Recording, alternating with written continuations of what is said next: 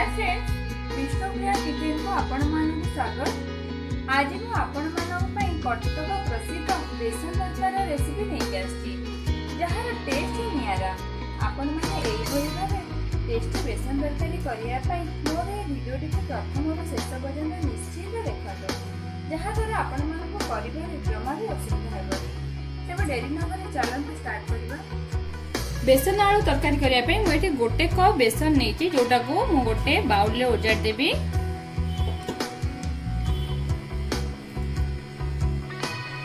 एबे सेथिरे हाफ चम्मच नून, हाफ चम्मच हल्दी पाउडर एवं गोटे चम्मच नून देबी। एबे सेथिरे गोटे चम्मच लंका पाउडर, हाफ चम्मच धनिया पाउडर, हाफ चम्मच जीरा पाउडर, एबे गोटे चम्मच अदा रसुण एवं कंचा लंका को मु छेचिकी रखिथिबी ताको पके देबी। एथि मु अदा रसुण कंचा लंकार छेचा दोउची। आपण चाहिले अदा और रसुण रो पेस्ट देई परिबे, किंतु ए छेचा पकेले तार गोटे बढ़िया बास्ना आसे। एबे 2 चम्मच रिफाइन ऑयल दे देबी।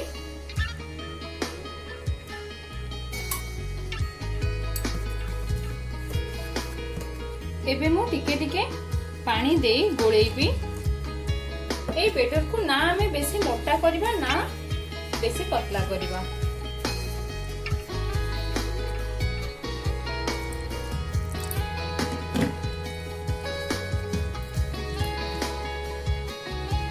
गोळे सलेनी आरो कंसिस्टेंसी एती एमिति ही रखिबा। मोर गोटे कप बेसन पे गोटे कप पानी ही दरकार पड़ला। एबे मुआको जंतीबी। एबे जंतिया पे मु गोटे कढ़ाई बसैची। कढ़ाई रे गोटे चम्मच तेल देबी। तेल हमर गरम हेले, तेल गरम हे गेलानी मु गोटे चुटकी जीरा पकेबी।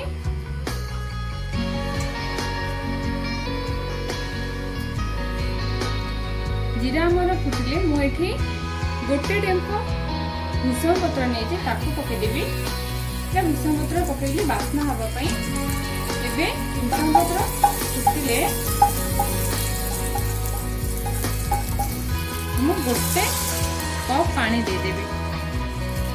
पानी के बे मु फुटिबा को देबी। पानी हमर फुटिलानी।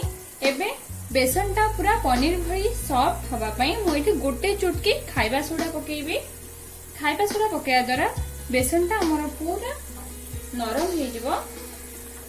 एबे गोळे की रखि दिबा बेसन को, बेसन रा बेटर को टिके टिके पके के एपडे मु गोळौथिबी। मु एम्ति करछि। आपण चाहिले पानी बसे देबे। पानी फुटले मु जहा जहा मसला पकेली, नून हल्दी तेल सब पकेगी तापरे बेसन को छाणी की रखिथिबे। तापरे देकी ताको जंतीबे। सेमती मध्ये आपण कर परिबे। एबे गैस रो फ्लेम स्लो करी मु गोळेबी पूरा हमर पानी मरला पर्यंत।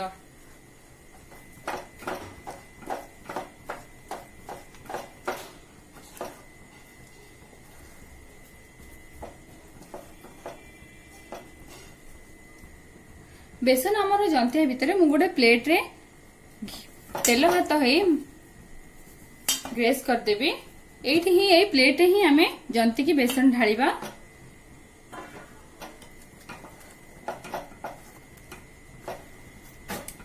कढ़ाई रु बेसन छाड़िला पर्यंत हमें जंतीबा।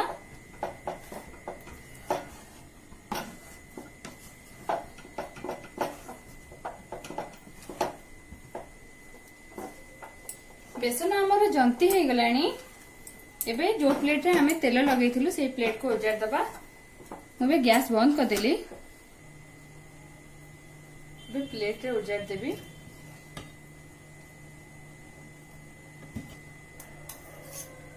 एबे ता ऊपरे गोटे चम्मच तेल देई एम्ति थापी देबी। ए प्लेट जाको खेले की रखिदबा। देखो मु तेल हाथ होई बेसन को प्लेट रे थापी देइची आपण जेतिकी मोटा करिवे मोटा रखिबे से हिसाब रे एई बेसन को प्लेट रे स्प्रेड करिवे। मु एतिकी मोटा रखिबी सेति पई मु पूरा प्लेट जाको स्प्रेड कलिनी। एबे एही जंता बेसन को 10 मिनिट ठंडा हवा पई छाड़ीबा। बेसन हमर ठंडा हो गलानी। एबे गोटे छुरी साहाय्य रे मु काटिबी।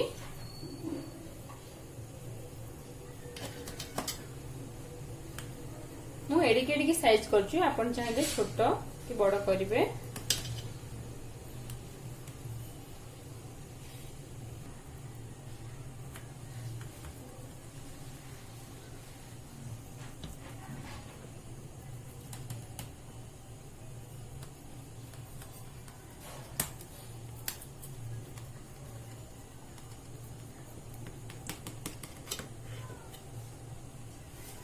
छुरी टिके तेल लगेवा द्वारा सांग सांग हमर काटी हे गेला। शेप मध्ये बढ़िया हेची। देखंतु मु ट्रायंगल शेप रे करची, आपण स्क्वायर शेप रे यदि करिवे। एबे मु आगु छाणीबी। तेल हमर गरम हेलानी। एबे मु काटी की रखिथिबा बेसन को पकेई देबी।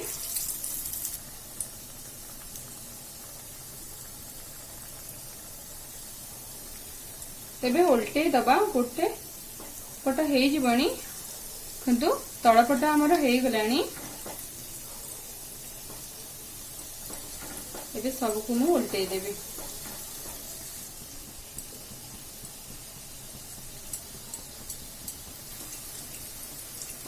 बेसन हमर दुई पट हेई गलानी। मु एबे काढी देबी।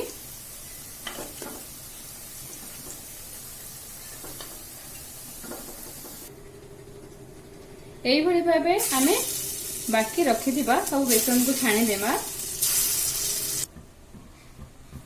देखंतु मु सब बेसन को छाणी सारलिनी। एबे सेम कढ़ाई रे तेल मध्ये अछि। मु एबे आलू को छाणीबी। मु एम्ति आलू काटी देइची। ते आलू पकेई दबा। एबे आलू रे टिके हल्दी पाउडर एवं टिके लुण पकई दबा। पकई भलसे गोड़े दबा। मुझे घोड़े मु आलू को सीझा को देवी। आलू हमर हो गलानी। मुझे काढ़ी देवी।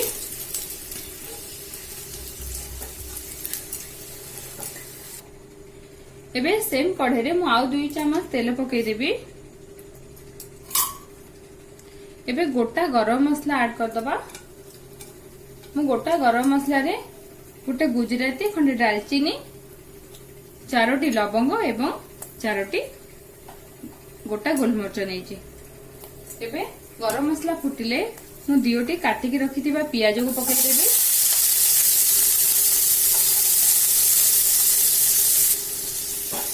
एबे हमें पियाज को ब्राउन कलर हेला पर्यंत फ्राई करिबा।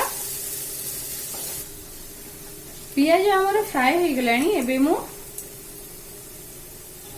गोटे चामच लंका पाउडर पके देबी। मु एठी एतिकी ही राग मोर दरकार। आपण देखिकी राग देबे आपण टेस्ट अनुसार। एबे मु काटी के रखि दिबा 2टा टमाटर को पके देबी। टमाटर शीघ्र हवा पई मु एठी गोटे चामच भलिया लूण दे देली, जा द्वारा कि टमाटर हम शीघ्र सिझी जिवो। एबे मु कवर करी टमाटर को सिझीबा को देबी। एबे टमाटर को हमें चेक कर दबा। टमाटर हमर सिझी गलानी। एमती टिके दाबी की कसी दबा टमाटर को प्रथमे।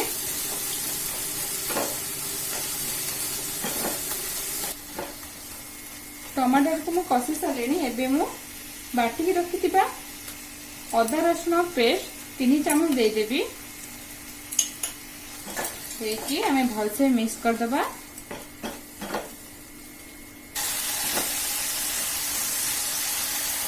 एबे हमें हाफ चामच जीरा पाउडर, गोटे चामच भलिया धनिया पाउडर पकईकि भलसे हमें मिक्स कर दबा। ଏବେ ମୁଁ ହାଫ ଚାମଚ ହଳଦୀ ପାଉଡର ପକେଇବି। ଭଲସେ ଆମେ ଗୋଳେଇ ଦବା।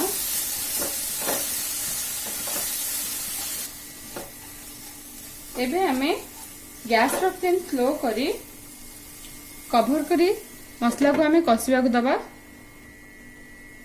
एबे पाखापाखी 10 मिनिट हेलाणी हमर मसला कसी हेलाणी।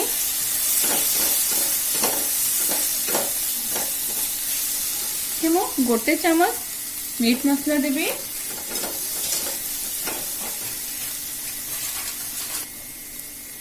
गोटे चामच कस्तूरी मेथी पके देबी। ठीक है, भलसे मु गोळेई देबी।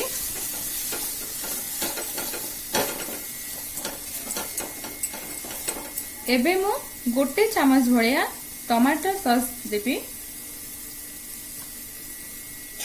तो टमाटर सॉस पकेगी हमें भलसे मसला को गोळेई दबा।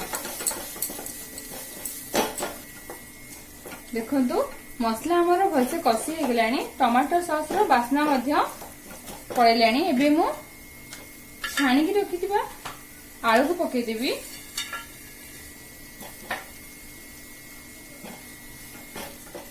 एबे आलू को मसला रे भलसे मिक्स कर दबा।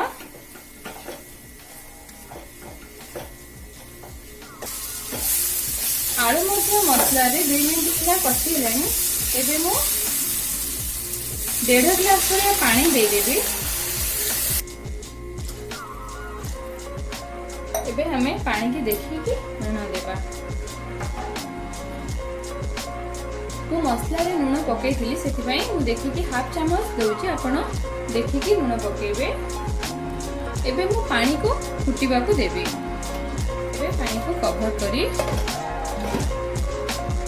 फुटीबा को दबा। पानी हमर फुटिलानी।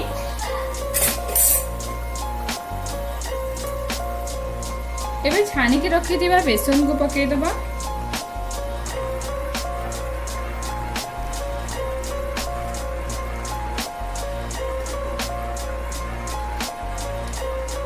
एबे मु गोळेई देबी।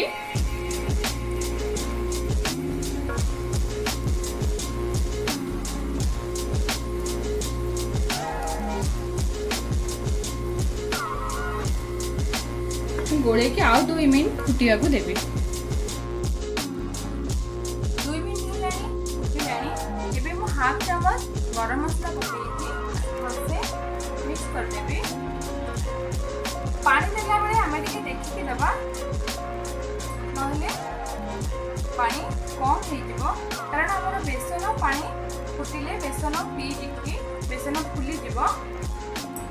एबे मु गैस बंद कर देबी। प्रस्तुत हो गला हम बेसन आलू तरकारी। मु एबे ए बेसन तरकारी गोटे चामच घी देबी। मु एबे गैस बंद करी गोटे चामच गुआ घी ता ऊपर दे देबी। गुआ घी देबा द्वारा बेसन तरकारी टेस्ट बहुत ही बढ़िया आस्ता एवं ता कलर मध्य बढ़िया देखा जाए। एई भली भाबे थरे बेसन तरकारी को ट्राई करंतु। केमिति होईची कमेंट माध्यम रे मो सहित शेयर करंतु। रहुची नमस्कार।